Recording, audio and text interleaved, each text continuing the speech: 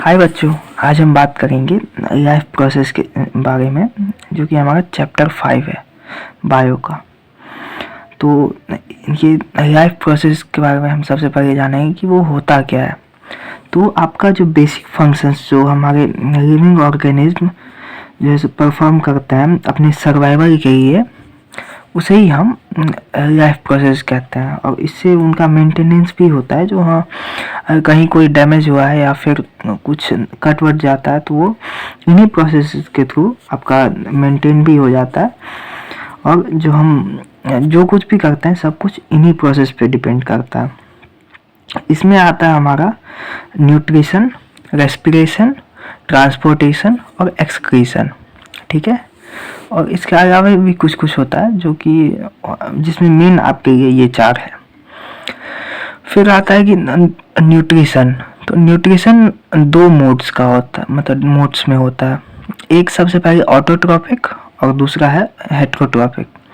तो ऑटोट्रॉपिक जो है इसमें क्या होता है कि वो ऑर्गेनिज्म खुद ही अपना फूड प्रिपेयर करता है। ठीक है। इसमें मतलब किसी और के ऊपर उसे डिपेंडेंट नहीं होना होता है। और वहीं पे हेटेरोट्रॉपिक में उसको दूसरे के ऊपर डिपेंड होना पड़ता है। तो ऑटोट्रॉपिक में आपका एग्जांपल हो गया प्लांट्स का, जो कि फोटोसिंथेसिस करते हैं अपने फूड के लिए। और ऐसा उस फोटोसिंथेसिस का मतलब हुआ कि आपका एक प्रोसेस जिससे ग्रीन प्लांट्स अपना फूड बनाते हैं with the help of CO2, H2O in the presence of chlorophyll and sunlight. ठीक है, ये फोटोसिंथेसिस हो गया। ठीक है। इसके बाद हमारा नेक्स्ट है साइट ऑफ फोटोसिंथेसिस। तो फोटोसिंथेसिस मतलब कि होता कहाँ पे है। तो जो क्लोरोप्लास्ट होता है ना हमारे लीफ पे, वहीं पे फोटोसिंथेसिस होता है। वहाँ पे वो मतलब क्लोरोप्लास्ट कंटेन करते हैं ग्रीन पिगमेंट जिसे क्लोरोफिल कहता है। उन्हीं के कारण फोटोसिंथेसिस होता है। और मेन इवेंट्स जो है फोटोसिंथेसिस का है कन्वर्जन और absorption of light energy by chlorophyll, मतलब कि क्लोरोफिल लाइट एब्जॉर्ब करता है। फिर conversion of light energy to chemical energy and splitting of water molecules into hydrogen and oxygen. ठीक है। तो यहाँ पे मतलब क्या होता है कि लाइट एनर्जी को केमिकल एनर्जी में कन्वर्ट किया जाता है और वाटर मॉलिक्यूल्स जो कि H2O है उसको स्प्लिट किया जाता है हाइड्रोजन और ऑक्सीजन के मॉलिक्यूल्स में। ठीक है। फिर इसके बाद हो जाता है तीसरा इवेंट हमारा reduction of carbon dioxide to form carbohydrates. ठीक है। तो कार्बन डाइऑक्साइड का रिडक्शन हो गया, मतलब कि ऑक्सीजन का रिमूवल हो गया। तो इस तरह से हमारा बनता है कार्बोहाइड्रेट। और इसका इक्वेशन बनेगा क्या, तो 6CO2 प्लस 6H2O ऑन मतलब chlorophyll bye sunlight gives us C6H12O6 plus 6O2 means carbohydrate plus oxygen molecules. ठीक है। ये आपको ध्यान में रखना है इन इवेंट्स को, ये काफ़ी इम्पोर्टेंट है। कहीं मतलब बहुत जगह इसको रिपीटेटिव वे में PYQ में देखने को मिलता है, इस कारण आप इसको ध्यान रखना। उसके बाद आता है स्टोमाटा। तो स्टोमाटा क्या है, तो टिनी पोर्स है प्रेजेंट होता है जो कि लीफ के ऊपर, मतलब on the surface of leaf. और ये क्या करता है, तो exchange of gases and transpiration इसके थ्रू होता है। ठीक है। तो बस इसका ये फंक्शन रहता है स्टोमाटा का। फिर हमारा नेक्स्ट है the opening and closing of stomata. उसको कौन रेगुलेट करता है, तो गार्ड सेल्स। ठीक है। इसको याद रख सकते हैं कि गार्ड का क्या काम होता है, तो गेट क्लोज और ओपन करता है। तो ऐसे ही गार्ड सेल्स यहाँ पे ओपनिंग और क्लोजिंग ऑफ स्टोमाटा करता है। फिर उसके बाद आता है हेटेरोट्रॉपिक के बारे में। तो हेटेरोट्रॉपिक का भी 3 मोड है, मतलब एक तो न्यूट्रिशन का 2 मोड जो कि ऑटोट्रॉपिक और हेटेरोट्रॉपिक। फिर हेटरोट्रॉफिक का भी 3 मोड है, जो कि एक होयोजोइक जिसमें एमोइबा और एनिमल्स फूड अपना ये ऑब्टेन करता है। फिर सेप्रोफाइटिक जो कि जिसमें फंगाई अपना फूड ऑब्टेन करता है। उसके बाद पैरासिटिक जिसमें कसकटा, टिक्स एंड माइट्स ये सब अपना फूड ऑब्टेन करता है, ठीक है। फिर उसके बाद हम देखेंगे न्यूट्रिशन इन एमोइबा। तो amoeba takes in food using temporary finger like extension of the cell surface known as pseudopodia. तो सूडो का मतलब होता है फेक, मतलब फॉल्स, और पोडिया मीन्स पोडियम। तो एक तरह से कह सकते हैं कि फॉल्स फीट को ही जो है सो सूडोपोडिया कहते हैं। तो इस कारण से आप इस तरह से याद रख सकते हैं। और क्या करता है कि वो सूडोपोडिया को इस तरह से बनाता है जिसके अंदर में कैप्चर कर लेता है अपने फूड को, और फिर वो जो है सो मतलब इंडल्ज कर लेता है अपने अंदर, और फिर फ्यूज हो जाता है food particles forming of food vacuole, ठीक है। फूड वैक्यूल बन जाता है। फिर उसमें वो अपना जो उसका डाइजेस्टिव इंजाइम्स होता है उसको वो रिलीज करके उसको वो डाइजेस्ट कर लेता है, ठीक है। फिर उसके बाद आता है हमारा ह्यूमन डाइजेशन का। तो ह्यूमन डाइजेशन सिंपली माउथ से स्टार्ट होता है और स्मॉल इंटेस्टाइन में ख़त्म हो जाता है, ठीक है। फिर उसके बाद आता है हमारा रेस्पिरेशन। तो न्यूट्रिशन के बाद है रेस्पिरेशन हमारा। तो रेस्पिरेशन क्या है? तो वो प्रोसेस होता है जिसके थ्रू एनर्जी का प्रोडक्शन होता है, ठीक है। तो respiration is the process in which living organism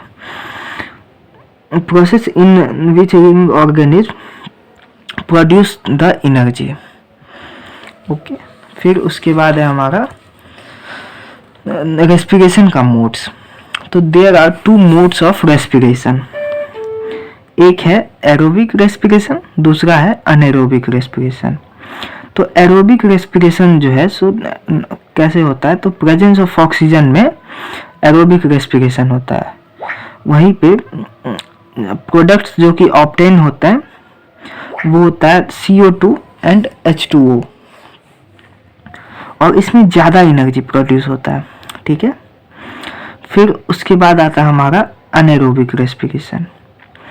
तो ये होता है हमारा absence of oxygen, means N हो गया तो ये निगेटिव में हो गया। तो एक जगह जहाँ पे प्रेजेंस है तो उसका निगेटिव हो गया एब्सेंस। तो इस तरह से एब्सेंस ऑफ ऑक्सीजन में वो होता है। और प्रोडक्ट जो कि ऑब्टेन होता है वो वेरी करता है। कहीं पे जैसे हमारे बॉडी में जब अनएरोबिक रेस्पिरेशन होता है तो लैक्टिक एसिड प्रोड्यूस होता है, जो कि जिस कारण से हमें क्रैम्प्स होता है during exercise after a break, okay. फिर यहाँ पे जो है सो आता है कि कम एनर्जी प्रोड्यूस होता है। तो एनर्जी जो है सो इस समय में ज़्यादा प्रोड्यूस नहीं हो पाता, ठीक है। फिर उसके बाद आता है हमारा ये ह्यूमन रेस्पिरेटरी सिस्टम। तो human respiratory system involves the passage of air through respiratory organs. इसमें मतलब क्या होता है कि जितना ये एयर है वो रेस्पिरेटरी ऑर्गन्स के थ्रू पास होता है, जैसे ये फेफड़ा सब के थ्रू पास हुआ आपका। फिर मैकेनिज्म ऑफ ब्रीदिंग। तो इसमें 2 प्रोसेस होता है जिसको एक कहते हैं, मतलब पहला प्रोसेस है इनहेलेशन और दूसरा है एक्सहेलेशन। तो जिसमें मतलब इनहेलेशन में हम इनहेल करते हैं गैसेस को, और एक्सहेलेशन में आप गैस को एक्सहेल करते हैं, मतलब छोड़ते हैं, ठीक है। उसके बाद आता है कि in human beings oxygen is transported by haemoglobin. तो हेमोग्लोबिन जो हमारे बॉडी में होता है वही ऑक्सीजन को ट्रांसपोर्ट करता है। और वो होता क्या है हेमोग्लोबिन? तो रेस्पिरेटरी पिगमेंट्स होता है जो कि हमारे ब्लड में प्रेजेंट होता है, और उसका काफ़ी अच्छा एफिनिटी, मतलब कि दोस्ती होता है ऑक्सीजन के साथ, ठीक है। इसी कारण वो तुरंत ये कर देता है ट्रांसपोर्ट। फिर वहीं पे आ जाता है कि कार्बन मोनोऑक्साइड। तो कार्बन मोनोऑक्साइड के साथ जो है ना सो ऑक्सीजन से ज़्यादा एफिनिटी है हीमोग्लोबिन का। इसी कारण कभी भी जैसे कार्बन मोनोऑक्साइड का प्रोडक्शन होता है तो वो ऑक्सीजन ले जाना छोड़ के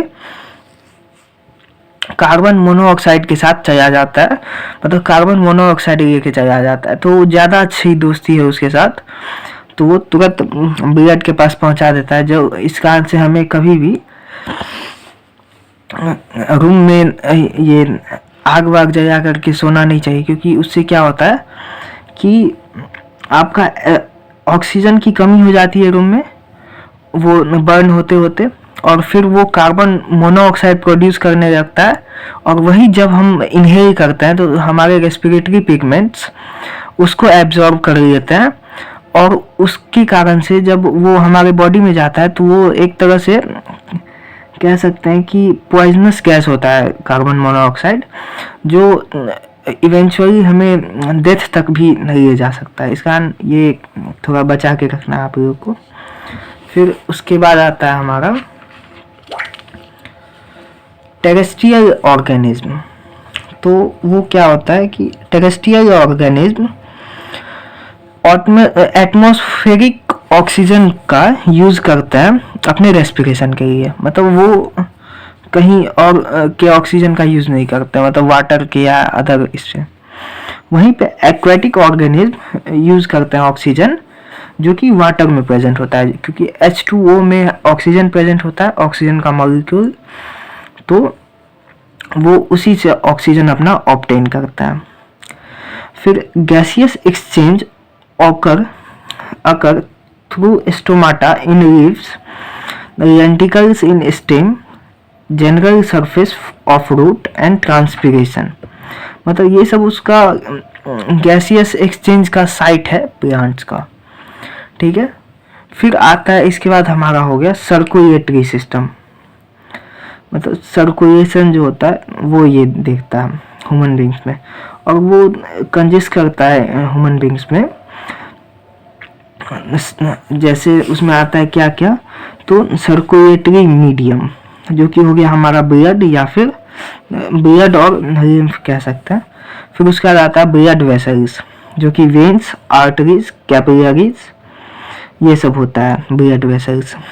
फिर उसके बाद आता है हमारा हार्ट जो कि सबसे मेन ऑर्गन होता है सर्कुलेटरी सिस्टम का, ठीक है। फिर ये ह्यूमन के पास डबल सर्कुलेशन होता है, मतलब कि डबल सर्कुलेशन में आपका twice through the heart in one complete cycle जो है सो मतलब पास करता है, ठीक है, मतलब ट्रेवल करता है उसके थ्रू, हार्ट के थ्रू 2 बार। एक बार जब लंग्स से जाता है, लंग्स में मतलब ऑक्सीजनेटेड होता है ब्लड, और एक बार फिर जब वो पूरे बॉडी में जाता है, इस दोनों टाइम में वो हार्ट में 2 बार आता है। इसी को हम डबल सर्कुलेशन कहते हैं, ठीक है। इसके बाद है हमारा पल्मोनरी सर्कुलेशन। तो ब्लड मूव करता है फ्रॉम हार्ट टू लंग्स और बैक टू द हार्ट, इसी को हम पल्मोनरी सर्कुलेशन कहते हैं, ठीक है। और उसके बाद आता है हमारा सिस्टेमिक सर्कुलेशन। तो इसमें क्या होता है कि ब्लड जो है सो हार्ट से rest of the body move करता है, जैसे और भी जो पार्ट्स ऑफ बॉडी है वहाँ पे ब्लड जाता है, इसी को हम सिस्टेमिक सर्कुलेशन कहते हैं। उसके बाद आता है कि ब्लड क्या है। तो ब्लड जो है सो हमारा फ्लूइड कनेक्टिव टिश्यू है जिसमें 4 कंपोनेंट्स होते हैं, red blood cells, white blood cells, plasma और प्लेटलेट्स, ठीक है। फिर आता है हमारा लिम्फ। तो लिम्फ क्या होता है, तो वो एक येलोइश फ्लूइड है जो एस्केप करता है ब्लड कैपिलरीज से ये इंटरसेल्यूलर स्पेसेस में, ठीक है। फिर ये फ्लो करता है from tissue to the heart, assisting in transportation and destroying germs. एक तरह से मतलब ये हेल्प करता है आपको प्रोटेक्शन में भी, जो जर्म्स को जो है सो डिस्ट्रॉय करता है, और ट्रांसपोर्टेशन में ये हेल्प करता है। कुछ इम्पोर्टेंट जो फैट्स, प्रोटीन्स का मतलब इम्पोर्टेंट जो ये होता है ये कार्ब्स, फैट मतलब प्रोटीन्स, वो सब वो प्रोवाइड कराता है। उसके बाद आता है हमारा आर्टरीज। तो आर्टरीज हमारा ब्लड को कैरी करता है from heart to various organs of the body.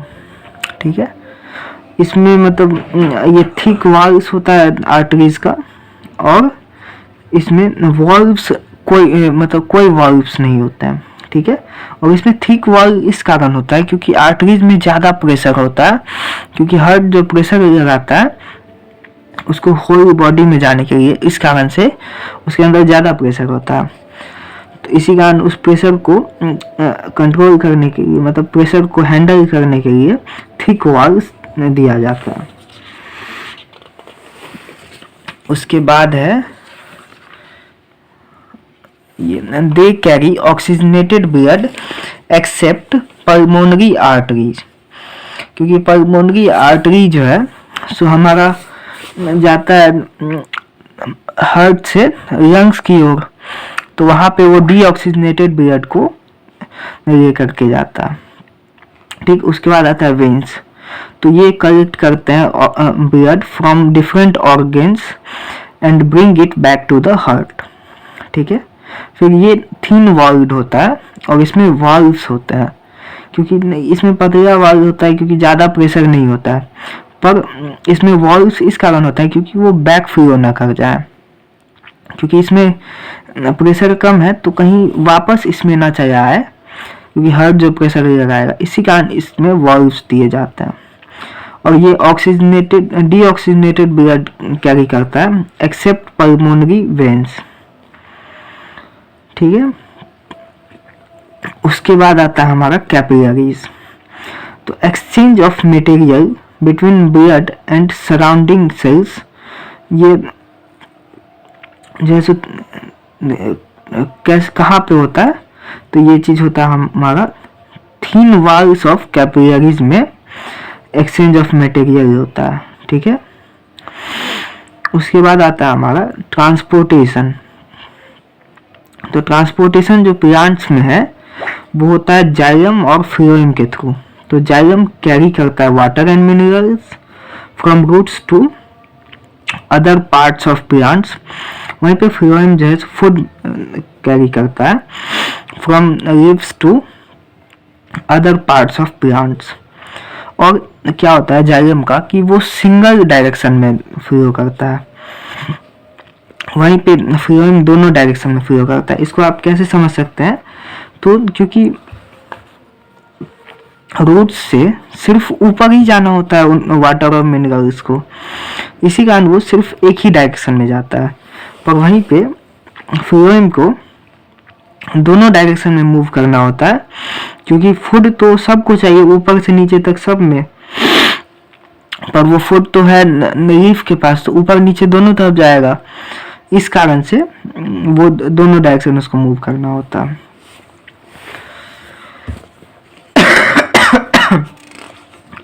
इसके बाद है हमारा ट्रांसपीरेशन। तो ट्रांसपीरेशन एक प्रोसेस होता है जिसमें प्लांट्स अपना वाटर जो है सो यूज करता है in the form of vapour. ठीक है, तो ये हो गया ट्रांसपीरेशन का। फिर ट्रांसलोकेशन। तो ट्रांसलोकेशन हमारा transport of food from leaves to different part of plant, उसी को हम ट्रांसलोकेशन कहते हैं। मतलब फूड का जो हम ट्रांसपोर्ट करते हैं फ्लोएम के through leave to different part of plant, उसी को ट्रांसलोकेशन कहते हैं। उसके बाद the process of removal of the harmful metabolic wastage from the body is called excretion. तो यहाँ पे आ जाता है हमारा एक्सक्रीशन, जो कि लास्ट स्टेप होता है।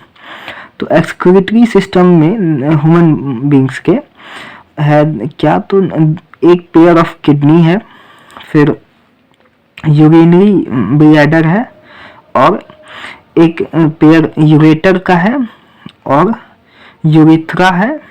तो ये सब चीज़ें एक्सक्रीटरी सिस्टम में है। तो किडनी जो है सो क्या करता है, तो रिमूव करता है waste product from the blood, जैसे जो कि यूरिया होता है जो कि प्रोड्यूस होता है हमारे लीवर में, ठीक है, उसको वो रिमूव करता है।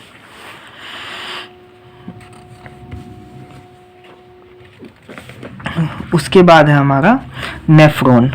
तो नेफ्रॉन जो है जैसे cell structural and functional unit of life मतलब बॉडी है, वैसे ही nephron structural and functional unit of kidney है। तो यूरिन फॉर्म ये नेफ्रॉन का हो गया। फिर यूरिन फॉर्मेशन जो है सो इन्वॉल्व करता है 3 स्टेप। तो उसमें होता है हमारा glomerular filtration, tubular reabsorption and secretion. ये 3 प्रोसेस होता है यूरिन फॉर्मेशन में। उसके बाद आता है हमारा हेमोडायलिसिस, जो कि एक प्रोसेस है ब्लड को प्यूरिफाई करने का एक आर्टिफिशियल किडनी के थ्रू। मतलब एक आर्टिफिशियल किडनी होता है जो कि ब्लड को प्यूरिफाई करता है इन प्लेस ऑफ किडनी। और ये किन पेशेंट्स के लिए होता है, तो जो ये किडनी फेलियर जिन पेशेंट्स को हो जाता है उनके लिए इसका यूज़ किया जाता है। फिर आता है ये सैलिवरी ग्लैंड्स का, तो वो सेक्रेट करता है सलाइवा, जिसमें एंजाइम्स होता है जिसका नाम है टाइलिन। तो ये एक एंजाइम हो गया। फिर ऐसे ही मतलब कुछ ग्लैंड्स के बारे में बता देगा जिसका इम्पोर्टेंट वर्क होता है इस चैप्टर के अकॉर्डिंग। तो गैस्ट्रिक ग्लैंड्स है जो कि सेक्रेट करता है गैस्ट्रिक जूसेस, जैसे कि HCl गैस्ट्रिक जूसेस भी। उसके बाद फिर HCl, म्यूकस और पेप्सिन, ये सब सेक्रेट होता है। फिर उसके बाद है हमारा लीवर का, जो कि सेक्रेट करता है बाइल जूस। फिर उसके बाद इंटेस्टिनल ग्लैंड सेक्रेट करता है इंटेस्टिनल जूसेस। फिर उसके बाद पैनक्रियास सेक्रेट करता है हमारा पैनक्रियाटिक जूसेस, जो कंटेन करता है ट्रिप्सिन, लाइपेज और एमाइलेज को। ठीक, तो यहीं पे था हमारा लाइफ प्रोसेस का चैप्टर। तो यहाँ पे खत्म होता है ये चैप्टर। हमारे चैनल के साथ इसी तरह बने गए फॉर मोर सच कंटेंट, और जिसमें कि हम अभी सारे चैप्टर को कंप्लीट करवा देंगे साइंस का। फिर ऐसे ही हम सारे सब्जेक्ट्स का जाने वाले हैं। तो आप हमारे प्रीवियस वीडियोस को भी देख सकते हैं, जिसमें हमने एकदम शॉर्टेस्ट वे में और इजीली एक्सप्लेन करके दिया है हर एक चैप्टर को। और इससे ज़्यादा शॉर्ट मतलब बहुत कम ही कोई ना निकालता है इतना शॉर्ट में। तो 10 मिनट, 11 मिनट, 15 मिनट, 20 मिनट में आपका पूरा चैप्टर ख़त्म हो जाता है इसमें। तो इस कारण से हमारे चैनल के साथ जुड़े रहें।